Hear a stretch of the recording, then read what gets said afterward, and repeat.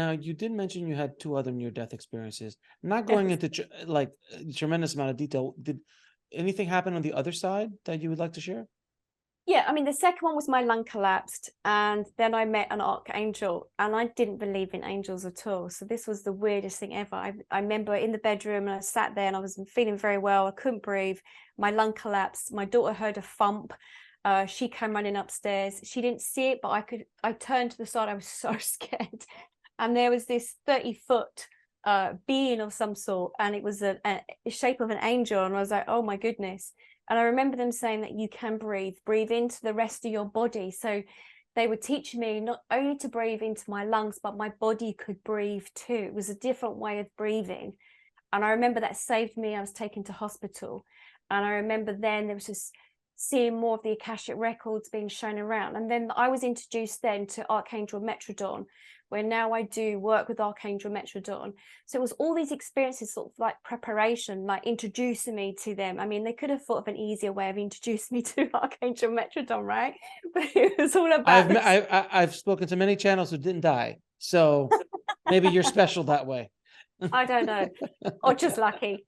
And then the third time I was in an operating theatre, I had an operation and my heart stopped. And I remember going into theatre, it was all blue room. And then during the experience, I then was in a white room. And I remember the guy saying to me, he was dressed like a dentist, because I remember his haircut was really weird. It was straight across here in his glasses. And he kept on turning around and looking at me. He goes, I know, I'm telling her. And he said to me, go back. You've been told before, you haven't done what you needed to do. And I felt like a 5-year-old that was being told off. And when I came back, I remember these bells were going off in the operating theatre, and this anaesthetist was leaning over and they're saying, she's back, she's back. And I think that was, I don't know, it was about 6 minutes I died or something. They couldn't resuscitate my heart, but I was back in the room again. So yeah. No And that didn't sweat. happen long, and what didn't happen long ago?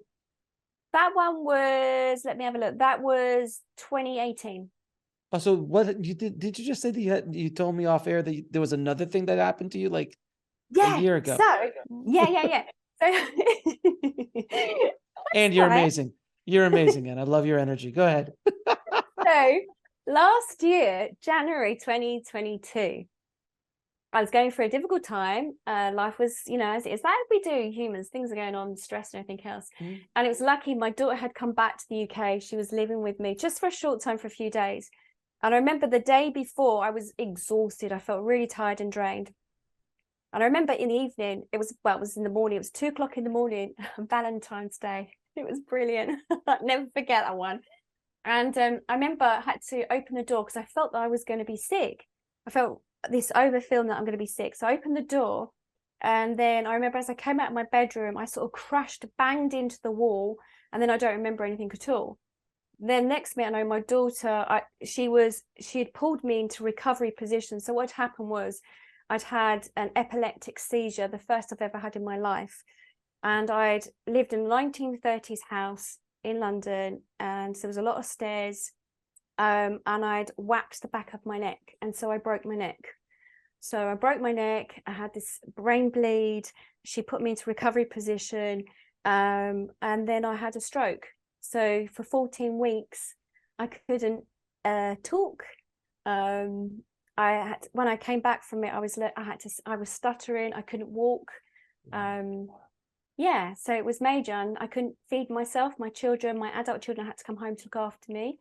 I saw a consultant. They did the brain scans, and they said on this side there'd been a brain bleed, and now they labelled me as being epileptic. I had to see the consultant the January that's just gone, and I had a little look, and she said, I don't know what you've done, but it does not look like you've had a mini stroke.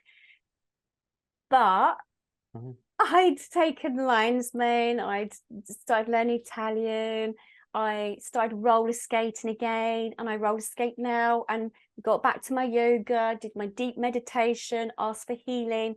And she's a professor, and she can't believe how I've recovered. But hey.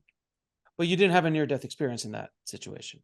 No, I mean, what happened was I was told that in a way they were rewiring my brain, so it became more suitable for more channeling that I do, because I channel now light beings, and I worked with Sure. a Galactic Council, so they sort of had to equip part of me to help me to understand what was going on. It's very interesting from my experience with channels is that the nervous system has to be prepared to handle that energy that comes through.